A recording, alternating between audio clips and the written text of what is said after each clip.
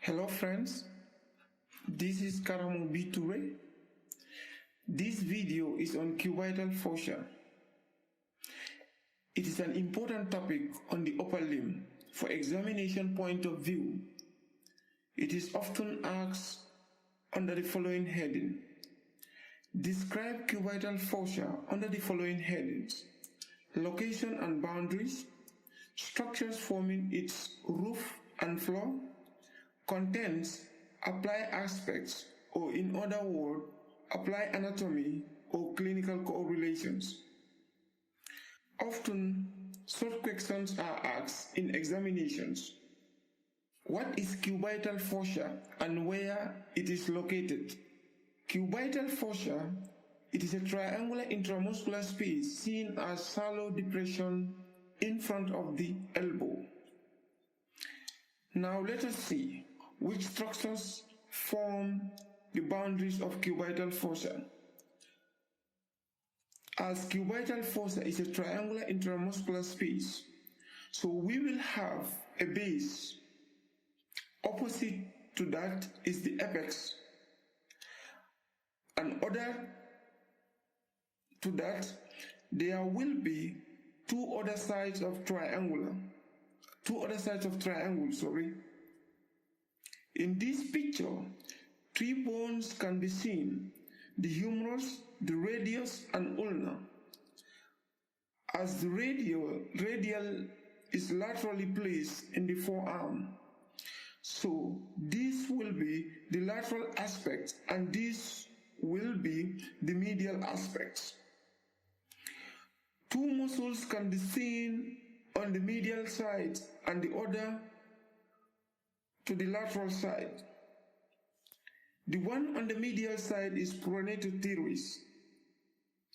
The one on the lateral side is brachioradialis and can be easily remembered by the word brachioradialis. That means the word radialis, when it comes to us, we will understand that it is placed lateral side of the forearm.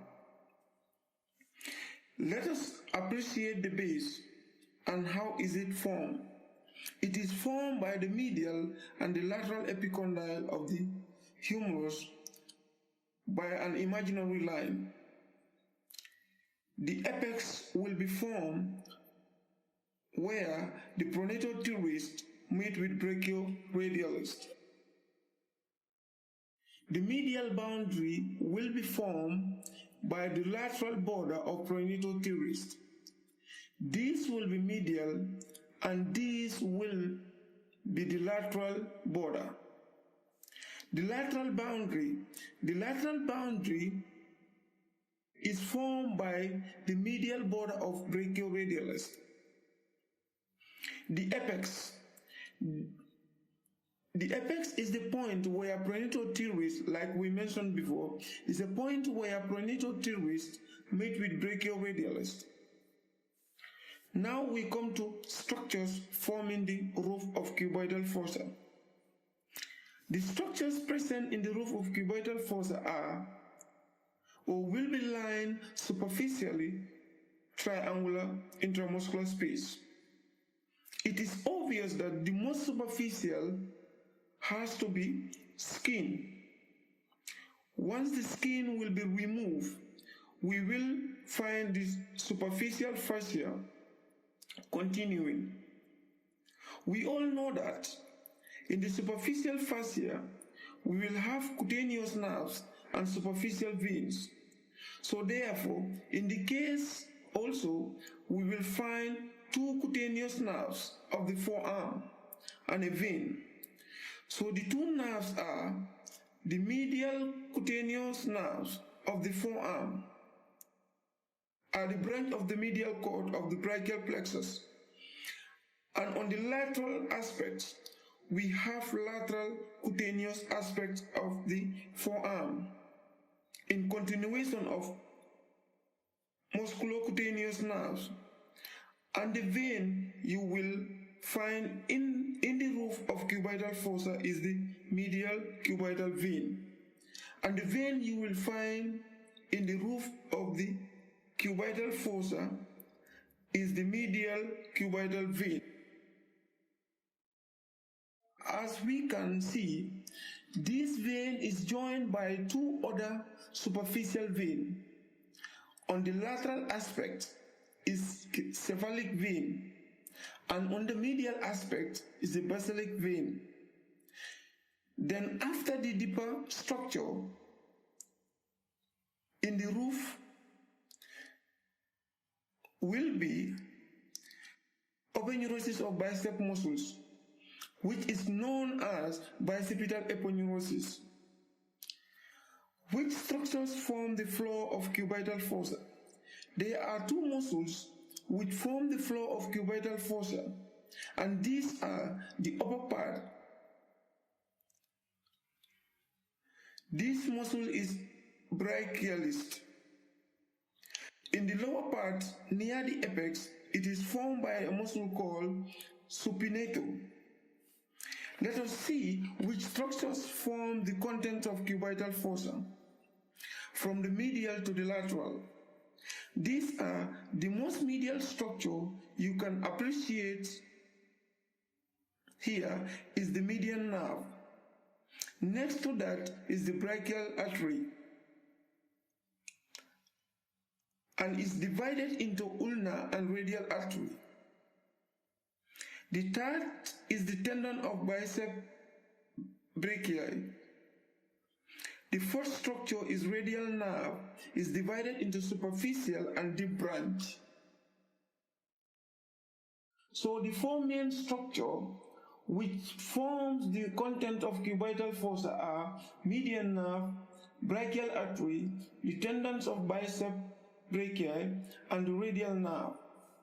In this picture, we can see the pictures of the contents of cubital fossa.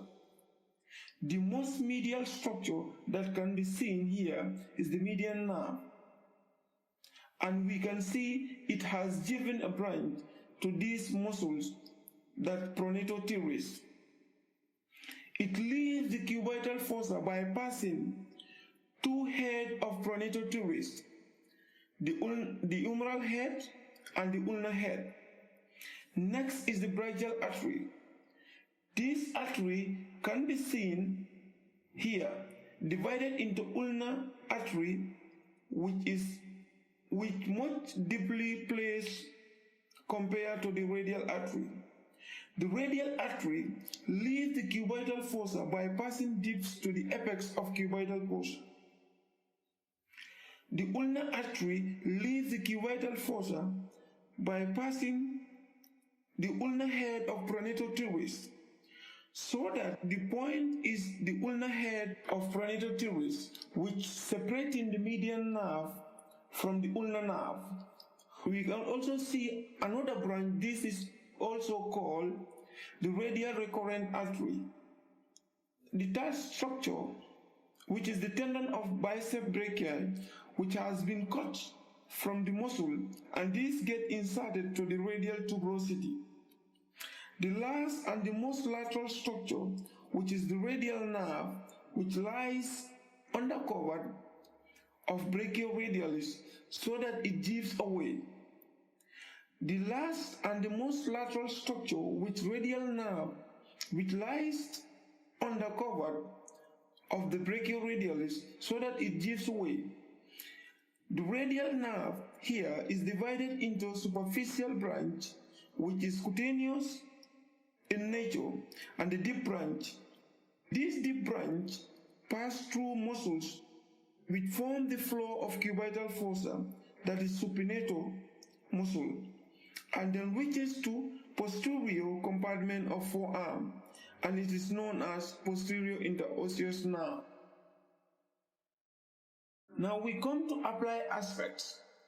The median cubital vein is the vein of choice for the purpose of drawing blood samples for investigation, intravenous medicines, salines, or blood transfusions, because it connects us to deep vein by perforatus vein. Therefore, it does not slip. 2.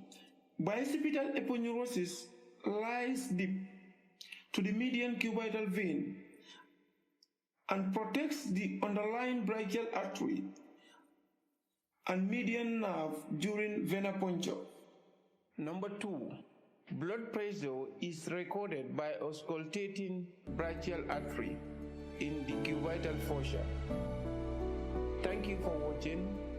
Share and comment.